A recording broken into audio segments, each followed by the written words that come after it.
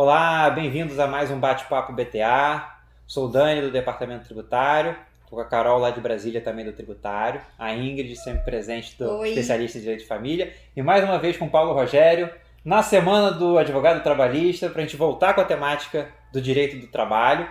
Lembrando que nosso bate-papo entre os sócios não é uma orientação jurídica de qualquer natureza, nem uma opinião legal. Só uma conversa entre nós sócios sobre os temas jurídicos bem interessantes. Hoje vamos para a hora extra. E aí, com a pergunta básica que eu sempre começo, Paulo, o que são as horas extras? Bem, vamos lá. Primeiro, mais uma vez, obrigado pelo convite de estar aqui, ainda mais na Semana do Advogado, que é um dia muito especial para mim. Então, hoje eu estou muito feliz. Trabalhista, é bem específico. Trabalhista, é bem específico para a minha área. Bem, a hora extra é uma questão de extrapolação da jornada. Todo empregado, quando é contratado, ele é contratado para cumprir uma determinada jornada de trabalho. A regra geral é que o empregado seja contratado para trabalhar 44 horas semanais. Nessa modalidade, qualquer hora que exceder as 44 seria a hora extraordinária. A hora extraordinária, como já diz o nome, ela tem que ser feita de uma maneira eventual, extraordinária. Porque quando você passa a trabalhar, a fazer hora extra de forma habitual, você transforma a hora extraordinária em uma hora ordinária. Isso acaba sendo muito dispendioso para o empregador, que passa a pagar uma hora extra, que vem com adicionais, que passa a ser muito caro, e ao final do mês você está pagando o equivalente ao salário do empregado. Então, se você verifica que no seu quadro de empregados está tendo uma demanda excessiva de horas extras, você pode avaliar se não seria melhor financeiramente fazer a contratação de um novo empregado.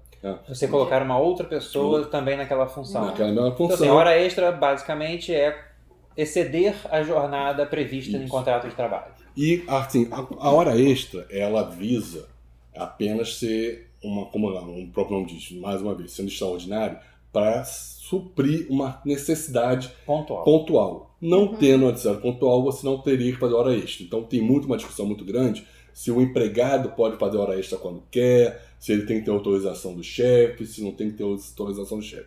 O melhor é que ele tenha autorização do chefe, para que o chefe saiba que ele está fazendo essa hora extra, para poder pagar a hora extra ao final. Que não seja uma habitualidade.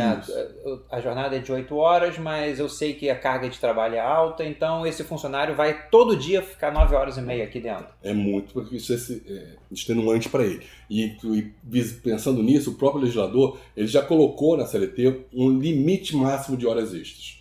A CLT traz entre seus artigos que o limite máximo de horas extras por dia são 2 horas extras por dia. Então o empregado não poderia passar de 2 horas extras. Mas também poderia então fazer 2 horas extras todos os dias. Todos Isso os não há dias. impedimento. Não há impedimento. Só uma questão financeira que você mencionou, de que vale a pena calcular se é mais fácil criar um novo posto ou pagar 2 horas extras todos os dias. Isso é uma questão muito peculiar para o empregador. Mas tem diferença no valor? Ou... Sim. A hora extra, sim, vamos lá. A hora extra, quando ela é paga, ela normalmente, quando é feita durante a semana, ela tem um adicional de 50%, e quando ela é realizada em fins de semana e feriados, na regra geral, são 100%. Então, como você faz esse cálculo? Numa jornada de 44 horas, você, por mês, vai ter mais ou menos umas 220 horas. Então, você pega o salário dessa pessoa, divide por 220 para ter a hora de trabalho dela. E se você tiver uma hora extra, se for durante a semana, você vai multiplicar essa hora por 1,5 para chegar ao valor. E se for fim de semana, 2,0. Por isso que provavelmente muitas vezes é melhor contratar. E sendo que assim, como é uma questão que extenua, cansa o empregado, alguns sindicatos visando impedir, também coibir, eles alteram esses percentuais. Então o empregador tem que verificar se há uma convenção coletiva, há uma norma coletiva alterando esses percentuais, que em muitos casos há normas coletivas que colocam que o percentual durante a semana é de 70% e não 50%. E no fim de semana, para coibir 140, essa prática, 200, em alguns casos bem extenuantes. Porque essa sugestão de 50 e 100, na verdade, isso piso. É um piso da lei. É uma regra geral. É uma regra geral, mas pode ser mudada caso a caso. Com a norma coletiva. Você pode colocar... Ou o próprio empregador pode criar uma norma interna, colocando isso de uma forma que beneficiar. O empregador pode colocar isso numa norma coletiva menos do que está na lei? Não, isso aí não, porque a própria CLT proíbe Tá. que você faça perda de direitos. Isso aí seria uma das questões que estariam perdendo o direito dele. Você pode ter redução do salário, mas não reduzir esse percentual muito difícil de ser aceito. Tá? E assim, por exemplo, a hora extra, por que há esse limite de 2 horas? Porque a CLT também prevê que entre 2 jornadas, o empregado tem que ter um descanso de 11 horas entre 2 jornadas. Isso seria o limitador. Se ele ultrapassa 2, 3 horas extras, ele não vai conseguir descansar 11 horas. Isso acaba afetando a rigidez física e mental do E o que empregado. acontece se ele ultrapassar essas 2 horas previstas na legislação? Normalmente, a empresa, primeiro, tem que pagar esse valor.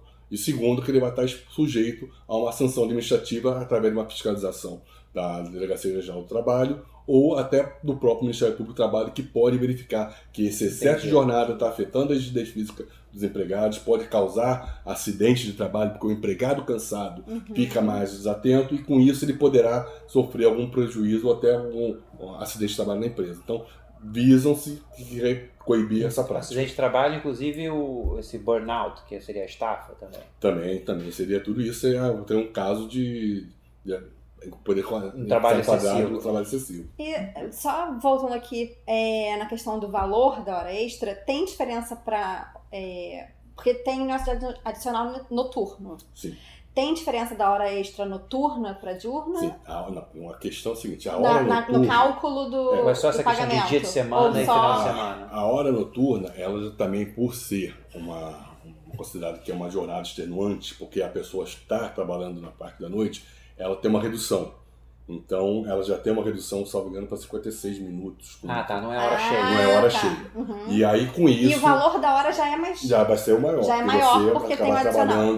Tá. E aí tem uma discussão muito grande se a jurisprudencial, que às vezes está sendo dirimida, se, por exemplo, quem trabalha o adição noturno, ele paga a partir das 10 horas da noite, 22 horas. E a CLT prevê que seja pago só até 5 horas. Mas a jurisprudência vai entendendo que se o empregado começou a trabalhar à meia-noite... Seria aquela mesma jornada noturna... Seria uma única jornada, então ininterrupta que ele receber. Então, é uma discussão sobre isso. Carol, você quer trazer alguma questão? Sim. Oi, Paulo, bem-vindo de novo no nosso bate-papo. A hora extra, ela pode ocorrer como uma faculdade do empregado ou só se aplica quando o empregador precisa e pede isso do empregado? Como é que funciona? Quem escolhe? Normal é o empregador dizer que o empregado tem que fazer hora extra. No passado, muitas das vezes, alguns empregados faziam de forma espontânea horas extras para poder complementar o salário. Então, eles passavam a achar que era um direito deles fazerem hora extra indistintamente, com esses adicionais, passavam a ter um aumento salarial significativo. Qual é a orientação que nós normalmente dá? A hora extra tem que ser autorizada, para que o empregado possa fazer. Mas se o empregado fizer uma hora extra sem estar autorizada, o empregador paga essa hora extra e pode até dar uma advertência para dizer que ele fez uma hora extraordinária, acarretando prejuízo financeiro da empresa, e nessa advertência colocar... Então, assim, em suma, a decisão é do empregador ao determinar. Se o empregado tem um trabalho, não conseguiu terminar o trabalho, não concluiu, e ele tem que solicitar uma autorização para fazer hora extra. Se ele faz sem autorização, ele pode ser advertido por ter feito essa hora extra. E se ele tiver justificativa, mas se eu não fizer hora extra, eu não consigo concluir o trabalho? Aí é questão de reorganização interna. É o que eu falei. Se ele não vai conseguir fazer o trabalho, é porque está tendo uma falta de mão de obra. Então é uma questão de você fazer uma reorganização interna para verificar como você vai auxiliar seu empregado para que ele continue executando aquele trabalho. Porque pode ser um empregado dissidioso, por exemplo, né, que aí não fez, né, não completou o trabalho na jornada do dia, aí quer completar a renda e deixa para terminar depois na hora extra. E aí sem autorização. E aí o empregador pode falar, não, mas não tinha necessidade, não tem volume de trabalho para isso. E aí entra nesse embate, né? Entra nesse embate, mas ainda assim, que se ele fez, tem que pagar, porque senão a empresa vai estar propensa a ser Então uma hoje o que processo vale é essa administrativo. necessidade de autorização do empregador. Então não precisa mais fazer aquilo que a gente ouvia antigamente, apagar as luzes, de ligar a chave geral, de tirar a internet do computador, para impedir que a pessoa trabalhe além do horário. Hoje em dia isso é muito usado ainda. Como garantia. Como garantia do emprego, principalmente as pessoas que estão trabalhando em home office. Pessoas que trabalham em home office. Cai o login, Cai é o isso? sistema. Alguns empregadores estão bloqueando o acesso ao computador, fecham o login logout e a pessoa não consegue mais acessar nada. Eu tenho alguns casos que eu sei que parece que tem uma bomba relógio. Faltam 15 minutos para acabar o tempo para você deslogar. Então tem como você fazer e impedir a hora extra no home office também, no teletrabalho também. Também tem. Interessante. E alternativas à hora extra? A alternativa da hora extra, por exemplo, se você tem uma jornada de trabalho, você acha que tem uma demanda, por exemplo, uma fábrica que tem uma demanda pontual no final do mês, porque ela tem que terminar a produção dela para poder fazer a entrega dessa mercadoria. Ela, ao invés de pagar as horas extras, ela pode negociar com o empregado ou com o sindicato um sistema de banco de horas, onde o empregado... Ele inicia o mês com uma jornada menor ou até com folgas de um dia inteiro, e a empresa não paga essas horas extras. E aí faz uma compensação no final. Mas aí, vamos supor, essa compensação, ela tem que respeitar também as 2 horas da jornada? Normalmente, teria que respeitar essas 2 horas, mas se ultrapassar, tiver alguma previsão na norma coletiva dizendo que no final do mês pode ser ultrapassado, há a possibilidade de você tentar estender um pouco essas horas extras. Mas ainda assim poderá ter entendido que esse excesso pode macular qualquer coisa. O principal mecanismo alternativo à hora extra é o banco de horas. É o banco de horas. Isso faz com você. E isso é muito bom para o empregado, porque o empregado ele pode combinar com o empregador que as horas extras que ele acumulou durante, digamos, um período de 6 meses, o banco de horas você pode fazer, se for direto com o empregado, por 6 meses, e se for com o sindicato, para que você possa usufruir esse banco de horas em um ano. Então você vai acumulando essas horas extras, o empregador vai dizendo, esse mês você está me devendo 2 horas extras, vou compensar com a que você não gozou na última vez. Ou então, eu estou te devendo para você 20 horas extras. Então, no mês de agosto, não período de suas férias, você fica mais 3 dias em casa. Perfeito. Então, assim, não existe um limite no banco de hora para horas, nem de crédito, nem de débito, mas existe um limite temporal para a utilização dessas horas? Perfeito, é isso mesmo. Mas aí se você atingir o limite temporal aí você é obrigado a conceder ao empregado aquelas horas ou pagá-las. E o empregado que está devendo as horas, ao final desse período, ele é descontado? Não é descontado. Se o empregador deixou de exigir que o empregado cumprisse essa jornada extra, por ter deixado de trabalhar, ele ficou com saldo negativo. Se o empregador chega naquela data limite para pagamento do banco de horas e ele não usufruiu, aí o empregador é como se desse um perdão para ele e não cobrasse essas horas extras. Mas e se ele... Vamos lá. A pessoa acumulou 15 horas negativas no banco de horas e vai expirar no mês que vem. Ele comunica ao empregado, olha, você está negativo em 15 horas. E o empregado não fizer as 15 horas. E aí você, nesse caso, vai ter que ter uma previsão na norma coletiva ou no banco de horas para dizer que você poderia descontar. Mas normalmente você tem que fazer com que o empregado cumpra essas horas. Porque banco de horas é uma faculdade do empregador. É uma negociação que ele faz com o empregado. O empregado também, quando é o banco de horas que a gente fala que é direto com o empregado, que é o de 6 meses, o empregado pode aceitar ou não. Então, numa mesma empresa, você pode ter empregados que recebem hora extra e outros empregados que fazem banco de horas. Se for numa norma coletiva, aí se entende que a representação do sindicato fez com que todos os empregados tivessem representado. Tem a representação de todos os empregados, entendi. Mas quem dá essa opção do banco de horas é o empregador.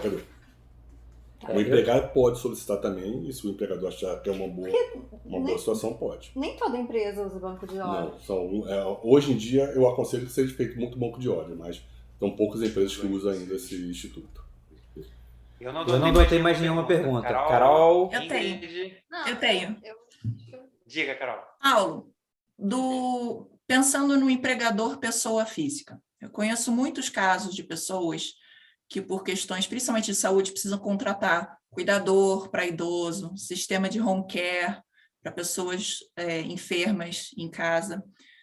Certamente, essa pessoa não vai poder ficar 24 horas direto cuidando do tomador do serviço do idoso, por exemplo. O que você sugere nesses casos? Como é que vai funcionar? Porque vai ter que ter o tempo de trabalho mais uma hora extra, ou nem considera hora extra e contrata alguns profissionais? Esse não é sistema de escala? Não sei o sistema de escala, 12 por 36, que é o mais usual. Mas ele pode acabar extrapolando se a pessoa que viria render não veio. Aí você está falando, Carol, por exemplo? Então, são duas questões aí, né? Sistema de escala normalmente... Tem um plantão de 12, e aí a pessoa que viria render não veio render, ele teve que fazer 13, 14 horas, seria isso? Isso. Esse é um caso muito comum que acontece. O correto é que você faça uma escala onde o empregado, em vez de fazer 12 horas, tem que fazer por 11 horas para ter essa sobra. Tá?